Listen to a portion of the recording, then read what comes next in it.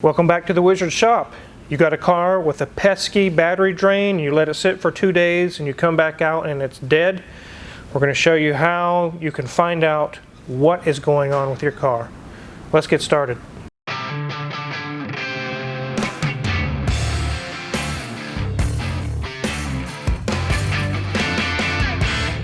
Looks like a Mercedes and a Mazda Miata had a baby. It's about that size of a Miata, but I would much rather have the SLK. I fit in here pretty decently. I do not fit in a Miata. I'm too big of a guy. This seems to be battery drain month. We've had several of these in the shop. We've solved them, moved them on, and now this one has shown up. This customer has had several Mercedes in the shop.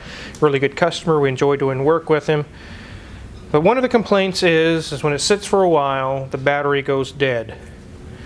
There's a couple tools you're going to need when you go to diagnose this. You can get a simple voltmeter at Walmart and really find out, as long as it can measure amps. That's what we're going to be testing today, is amperage. So without further ado, let's move over to the battery. That's where we're going to start this entire process.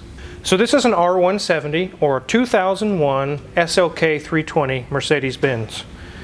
It's in really pretty good shape. It has a few issues here and there, but the biggest thing right now is the battery drain. The customer doesn't drive it a whole lot. He'd like it to be able to sit, and right now it'll go completely dead, and that's not good. So let's go ahead and take a look at the battery. So the first thing you want to do is disconnect your negative battery cable. They cannot touch anymore. They have to set aside from one another. And then we're going to, I just use a piece of mechanics wire and put over the terminal so we can connect clamps to it. We're going to be measuring between the two, so anything in this car that's drawing any power will not get its power until it first goes through this oscilloscope, multimeter, and also an amp meter.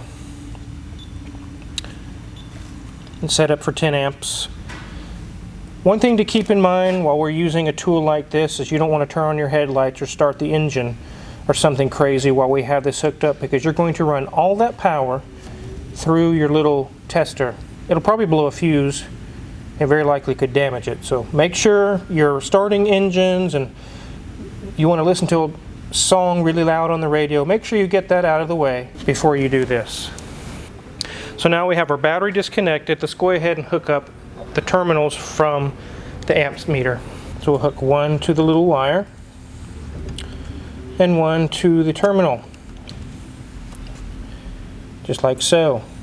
We do see it went up to a half an amp. Now it's going down to about 0.39. You do have to let all the modules and the computer things in the car go to sleep. You have to let it sit for about 10 or 15 minutes, sometimes a half an hour, depending on how long it takes the vehicle's modules to go to sleep. You can't just start testing right away. The next step to let the car go to sleep but yet keep the doors open, I'll show you right now while that sits there. We have the dome light turned off in the off position even with the doors open. So that's not going to be coming on with this little switch right here. So we're not worried about that. A dome light can really show a big draw and that can throw you off. So make sure you have that turned off. The next thing we need to do is to tell the computer the doors are closed. And we're going to do that with a little screwdriver and the latch. We'll go to the other side, just like when you close the door. Just like that. I'll show you what to do when we're all done with this and you're finished and you figured out what's wrong. You just pull the handle again and it'll unlatch it, just like so. Don't forget to do that, because if you go to close your door with it latched, you will get a nice bang. We don't want to do that. So when we're all done, make sure you unlatch it. So Wizard, why is that necessary? Because it tells the computer the doors are closed, even though they're not. So it allows those modules to go to sleep. We can't do the testing we need to do with the doors closed. They have to be open so we can get to the fuse boxes and things. So that tells the computer to go to sleep, but yet the doors are still open. Let's head on back over to our amp meter. So it's been sitting for a little while. It's still at 0.38 constant. Right now we're just using this to see what's going on. I have another tool that you can use to actually find where it's coming from. But using this tool or actually just a voltmeter that has amps measurement will work just as well. It should be 0.05 or less for a happy car, not 0.38. That's really, really high. That's a little bit more than a dome light bulb. And if you leave that on for 2 or 3 days, you'll have a dead battery. So we definitely have a draw going on. So the next question is, okay, Car Wizard, we got a draw. There's like 500 freaking computers in this thing. Where the heck is it? That's where you have to go to the fuse box. Let's head on to the fuse box on the dash. Before you get started, make sure that either the panel you took off, or if you look up the information online, that lists what all the fuses do. Because when we find the fuse that has the draw, all we do is look on our chart and we will know exactly which system is causing the draw. One thing you can do is just get a small pair of needle nose and have a friend watch the amp meter and just start pulling fuses until your friend says, hey, okay, it went to 0. There it is, you found it. That's a crude way to do it. If you don't want to buy a bunch of tools or electronics to test this, that's a cheap way to do it. It works. I've done it before. But there's a really sweet tool I want to show you guys. This is on my Amazon affiliates, link in the description below. It's called an Amp Hound. It says Amp Hound 2. And it has various test leads that fit different style fuses. They have really wide ones for the ATC fuses, the mini fuses, or the really tiny fuses. This is just the mini fuses. And I'll go ahead and turn it on. Right now it's showing nothing. But as you can see on the top of every fuse, the electrical portion of it is exposed. There's little metal tabs to allow you to do testing, just for this reason. So I'm going to go through and touch the terminal tips to each of the fuses.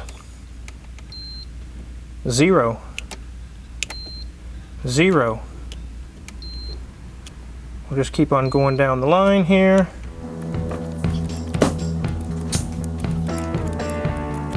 Nothing. So none of those fuses are the draw. We'll leave that area alone. Let's move on to under the hood. So everyone thinks the fuses are under the dash, but especially on modern cars, especially a Mercedes-Benz, they'll have multiple fuse boxes. One in the engine bay, one in the rear, one in the dash, one behind the seats. They can be everywhere. You really need to research that specific to the vehicle you're testing. There's a few fuses inside of here that we'll test, and then we'll move over to the main fuse box, which is on the driver's side. We still have 1/3 of an amp drawing constantly. That's a dead battery in a couple of days, guys. So let's go ahead and test these.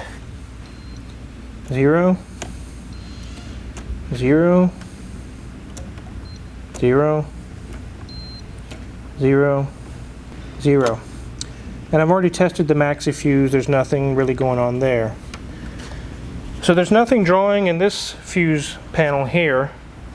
We still have 1/3 of an amp, just steady pulling. Let's move on over to the main fuse box. There's a lot here, and if you had to use pliers, you'd have to go through and pull them all. But again, this is like 80 or 90 bucks. This is so worth the money. So let's go ahead. If you find something that's pulling a draw, it'll have a different tone. Nothing there.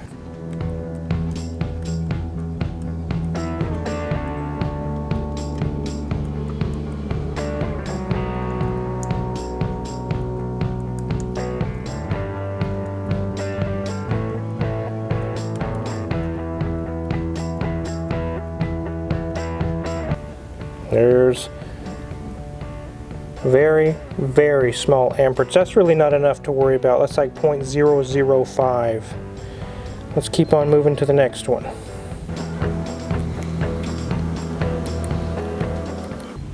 There it is, guys, 0.27. That's about 1/3 of an amp, which we're seeing over there on the main amp meter. We've just gone through all these fuses, and there was one that had 0.005, very negligible. But we came to fuse number 13. I can see it says 13. There is our draw. So the ECM, the radio, heated seats, trunk, dome light, all of that is out the window. We have just deduced almost the entire car down to one fuse with an $80 tool called an amp hound. So let's take a look at our chart. What is fuse number 13? The diagnostic socket, 38 pin type, which is not on this car, or the telephone emergency call, which is the SOS button. Let's go take a look at that. So here we have the SOS button, and it's been lighting up here and there when you start it. But there is not our amp draw, it would be the module that that button goes to. Now me and Magic Mike have already unhooked that module, and the draw went completely away. So we're going to give the option to the customer to replace that module, or one of the common things that people do on these cars as they get aged, they don't want to dump tons of cash into the car, is just to unplug it. You got your phone, you don't need to dial 911 with that button. Most people, when I've been through this with the SOS button, have chosen, they say, Car Wizard, please unplug it. I don't care about the SOS button. It's really the customer's choice. It's not your choice, and it's not my choice. So we'll see what he says. We'll get a hold of him. But once we get that either replaced or unplugged, his draw will be gone. So let's head on back out to the engine bay. Okay, Mrs. Wizard, I'll have you watch the amp meter there, and I will pull the fuse to the SOS system.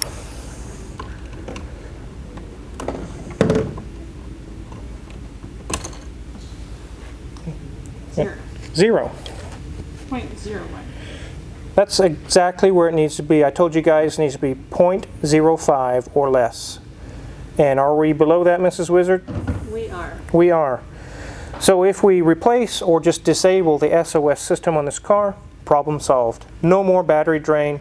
This guy can park his car for a week and it'll be fine. So that has gotten to the bottom of it. Instead of taking days and going, what is it, and trying to dig through wires, in the time that this video took to film, I found the answer with this amp hound. Now you don't have to have an amp hound. You can use, like I said, a small needle nose pliers and pull fuses one by one while a friend watches the amp meter. That's also a solution too. But for 80 bucks, it's really worth it. So I'll plug this back in, Mrs. Wizard, and you can watch the meter again. It's back. It's back. Our battery drain is back. I have an interesting shop story. You guys like to hear my shop stories. This is many years ago. I worked at a shop near Halstead. This is the days of working on Chevys and Dodges and Fords and things of that nature. But we had a customer bring in a Cadillac. I think it was an SLS. So he's an older gentleman, and he said, I've had all the parts and pieces out of this. I've pulled the computers. I can't find this. I've spent 5 days on this. It still goes dead overnight. He handed us the keys and he said, have at it. He said, it's going to take you a long time to find this one, guys. The next morning, we already found it. We used the same procedures we just did here and found out that it had aftermarket horns installed, and that even though the horns no longer worked, they were on all the time. I guess it just stayed that way till the horns blew out. I don't know the story there. I don't know what happened. But we called the customer and said, we found your battery drain. We already solved it. And he called us liars. He said, no, you didn't. I spent 5 days looking for that. No, you didn't find it. Yes, we did. And we're going to charge you for it too. So, moral of the story is, don't tear your car apart, guys, looking for this. Just take it to the shop. You might have to pay a couple $100, but they can fix it, figure it out, and be done. This guy was so stressed out by the time it was all said and done. He was just like, I should have took it here in the first place and got it solved. We showed him, we had the amp meter hooked up, we unhooked the horns, and the draw went away.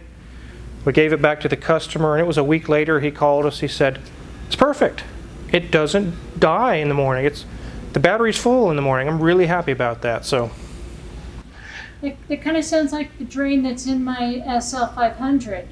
We didn't know what was going on with it, but one time when we drove in the morning, we were like, why is there light peeking out from around the glove box? Yep, the glove box light was staying on. Those are things to check as well, but before you go too deep, make sure you unplugged cell phone chargers, or anything that plugs into a cigarette lighter, any aftermarket stereo or aftermarket items you have installed. You might want to unplug those. It may be one of those issues is the problem, and your car itself, the base of your car, is perfectly fine. It's what you've added to it is what's draining the battery. So make sure you check that too. And don't forget to look around at the other ports as well, because maybe the kids or somebody else that was running in the back seat or the back seat in the cargo area, they all have ports now that you can plug into. Yep, there may be a little video game, something or other, sitting back there charging all this time. Let's go ahead and check this car out. Even though it's kind of in shambles right now, all apart, it's a really cool car. I think these are neat. You know what I see here, Mrs. Wizard? I see enough room to put an E500 engine in it, a 5-liter V8. I know some people who have done it. You're not taking the engine out of my car. No, I'm not going to take your SL500 engine out. This is the 3.2 liter V6, which all these accessories and things would bolt to the V8. It's the same block, the same design. You could fit a V8 in here, I know, because it's been done. There's people that do it. It's got a nice iconic Mercedes front end.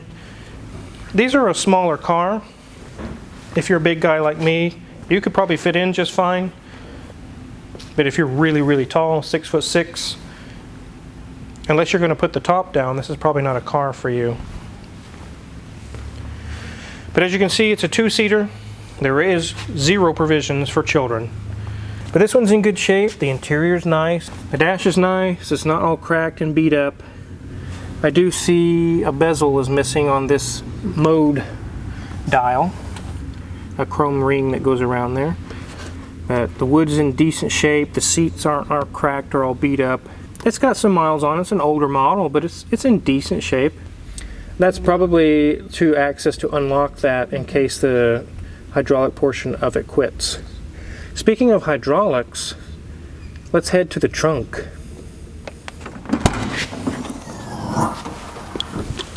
So just like the old SL500's R129, we have our hydraulic soft top system right there.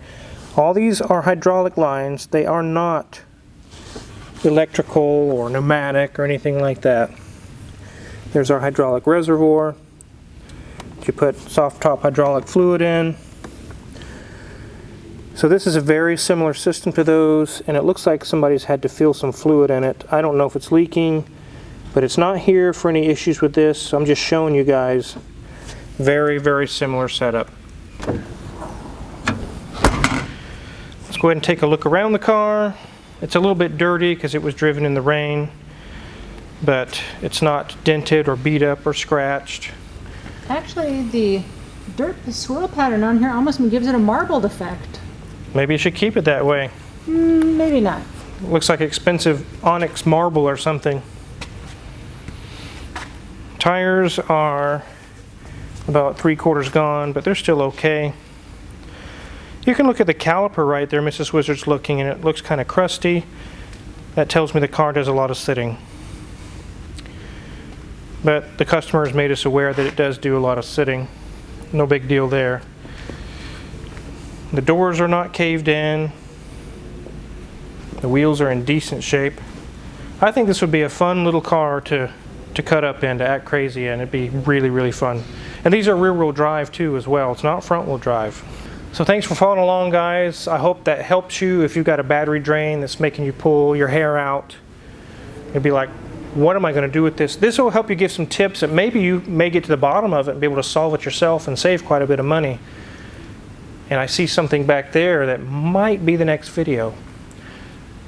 If you're curious what kind of tools we use in the shop, just like the amp hound that we just showed that saved us so much time, there's tons of tools listed just like that in the Amazon affiliates, link in the description below. We get a small cut. We appreciate that. And make sure you hit the subscribe button because you don't want to miss out on the DB9 GT. Thanks for watching.